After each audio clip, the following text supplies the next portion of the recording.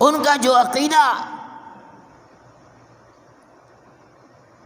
ظاہری ہے یا چھپا ہوا، اللہ ہر ایک کو جانتے ہیں۔ ان کا کون سا عمل کس بنیاد پر ہے، کس نیت کے ساتھ ہے، اللہ رب العالمین اندر کے حال کو بھی جانتا ہے اور ظاہری اعمال سے بھی خوب واقفیت رکھتا ہے۔ انہ لا یحب المستکبرین، بلا شبہ اللہ پسند نہیں کرتا تکبر کرنے والوں کو۔ یہ جو پیغمبر کی بات کو تکبر میں آ کے ٹھکرا دیتے ہیں، یہ جو دین کی بات کو تکبر میں آ کے ٹھکرا دیتے ہیں، ایسے تکبر والے، ایسے نخوت والے، ایسے گھمنڈ میں رہنے والے، وہ اللہ کا واضح اعلان سن لے کہ اللہ ایسوں کو پسند ہی نہیں کرتا۔ انہ لا یحب المستکبرین، تکبر، بڑائی، یہ تو اللہ کی چادر ہے، بندہ کہاں اس کو پہن رہا ہے۔ حضرت موسیٰ علیہ نبینا علیہ الصلوۃ والسلام، اللہ سے ہم کلام ہوئے، فرمایا باری تعالیٰ کون سے ایسے لوگ ہیں دنیا میں جو تجھے ناپسند ہیں؟ رب العالمین نے فرمایا اے موسیٰ، 4 آدمی ایسے جو اللہ کو پسند نہیں ہوئے زمین پر اپنے بندوں میں سے۔ پہلا آدمی وہ جو تکبر کرتا ہے، تکبر کرتا ہے۔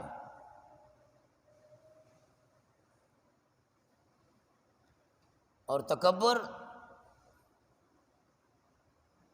اپنے آپ کو بڑا سمجھنا، دوسرے کو حقیر سمجھنا، دوسرے کو نیچے سمجھنا۔ ایک صحابی نے کہا یا رسول اللہ، میں عمدہ کپڑے پہنتا ہوں، عمدہ صاف ستھرا لباس پہنتا ہوں، جوتے پہنتا ہوں، میرا دل کرتا ہے، کیا یہ بھی تکبر میں ہے؟ آپ علیہ الصلوۃ والسلام نے فرمایا ان اللہ جمیل یحب الجمال، اللہ جمیل ہے اور جمال کو پسند کرتا ہے۔ یہ تکبر نہیں ہے۔ تکبر دوسرے کو حقیر سمجھنا، چل رہا ہے بھئی میں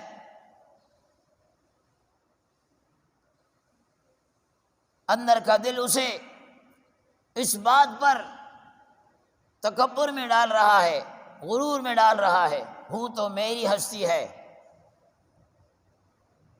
تو فرمایا موسیٰ، یہ تکبر کرنے والے اللہ کو نہیں پسند۔ دوسرے نمبر پر فرمایا وہ آدمی جو زبان کا سخت ہے۔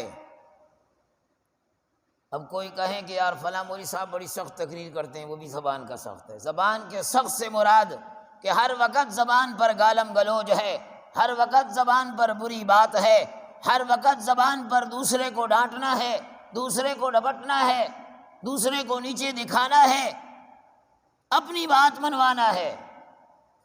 ایسا آدمی بھی اللہ کو پسند نہیں ہے۔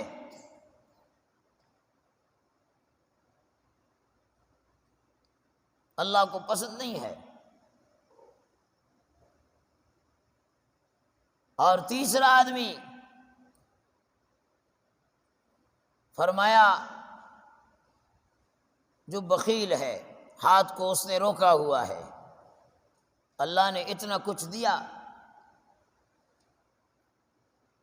اور اس کے باوجود بخل سے کام لیتا ہے، بخل سے کام لیتا ہے۔ اپنی ذات پر بھی بعض دفعہ انسان خرچ نہیں کرتا، خود کما کر رکھے ہوئے ہیں، مرنے کے بعد اس کی اولاد اسے عیش موج مزیوں میں اڑا دیتی ہے۔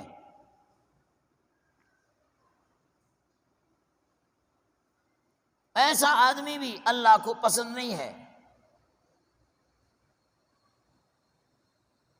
اور ایک اور آدمی وہ ذہن سے نکل گیا، تو یہ آدمی اللہ کو پسند نہیں ہے۔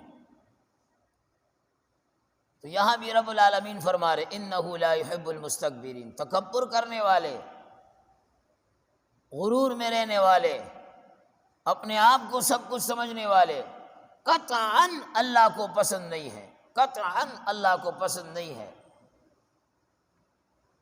ایک حدیث میں آتا ہے آپ علیہ الصلوۃ والسلام نے فرمایا جہنم سے ایک گردن نکلے گی، جہنم دوزخ سے ایک گردن نکلے گی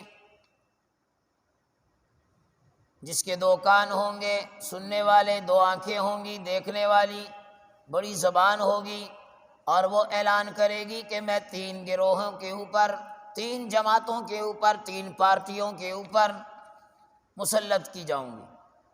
پہلا گروہ جو تکبر کرنے والے ہیں، انہیں لے کر نکل جاؤں گی، نہیں چھوڑوں گی۔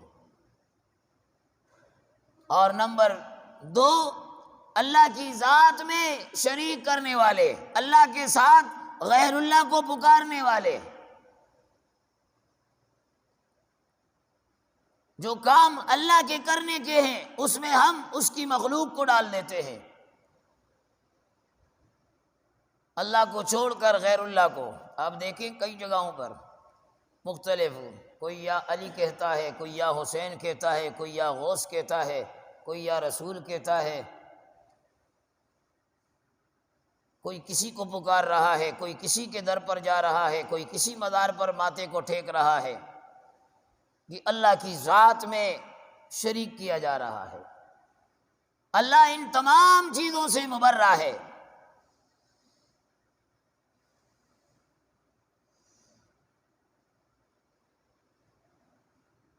اور تیسرا آدمی یہاں پر بھی بخیل کو ذکر کیا گیا کہ بخیلوں کے اوپر یہ جہنم سے نکلنے والی گردن یہ مسلط کی جائے گی۔ تو بعض دفعہ انسان تکبر میں آ کر کبھی کوئی جملہ کہہ دیتا ہے، اپنے جسم سے، اپنے اعضاء سے متکبرانہ انداز کے اندر کوئی دین کے خلاف حرکت کر بیٹھتا ہے۔ فرمایا انہ لا یحب المستکبرین، اللہ کو قطعاً پسند نہیں۔ وہ مکہ کے مشرک، وہ بڑے بڑے کافر جو ہم سے زیادہ خوبصورت بھی تھے، ہم سے زیادہ مال والے بھی تھے، ہم سے زیادہ طاقت والے بھی تھے، وہ تکبر انہیں لے ڈوبا۔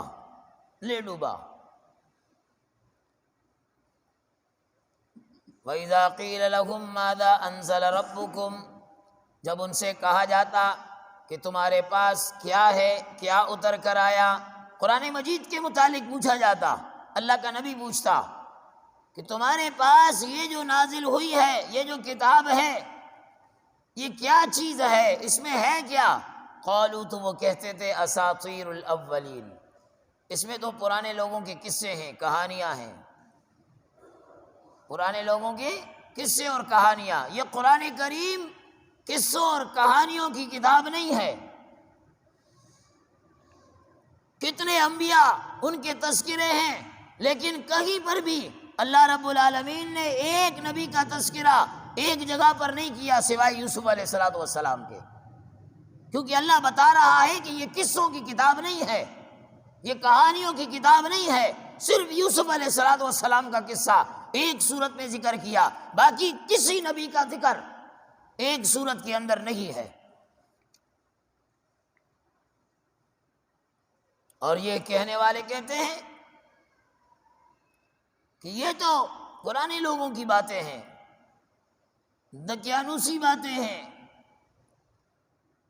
فرمایا لِيَحْمِلُوا أَوْزَارَهُمْ، یہ بوجھ اٹھائیں گے اپنا کاملہ، پورا بوجھ، جتنا گناہوں کا بوجھ یہاں سے لے کر جا رہے ہیں، قیامت کے دن وہ سارا کا سارا بوجھ ان کے کندھوں پر ہوگا۔ اور صرف یہی نہیں، وَمِنْ أَوْزَارِ الَّذِينَ يُضِلُّونَهُمْ بِغَيْرِ عِلْمٍ، ان کا بوجھ بھی ہوگا جن کو انہوں نے بغیر علم کے گمراہ کیا۔ خود تو گمراہ تھے، دوسروں کو گمراہ کرنے کا سبب بن گئے، خود تو بے دین تھے، دوسروں کو بے دین کرنے کا سبب بن گئے، خود دین سے دور تھے، دوسروں کو دین سے دور کرنے کا سبب بن گئے، خود مسجد سے دور تھے، دوسروں کو مسجد سے دور کرنے کا سبب بن گئے، خود قرآن سے دور تھے، دوسروں کو قرآن سے دور کرنے کا سبب بن گئے۔ اور ایسے ہیں کئی سارے، خود مسجد نہیں آتے، دوسروں کو بھی مسجد میں روک لیتے ہیں، آنے سے گلی کوچوں پہ، میں نے خود دیکھا ہے ایسے کئیوں کو.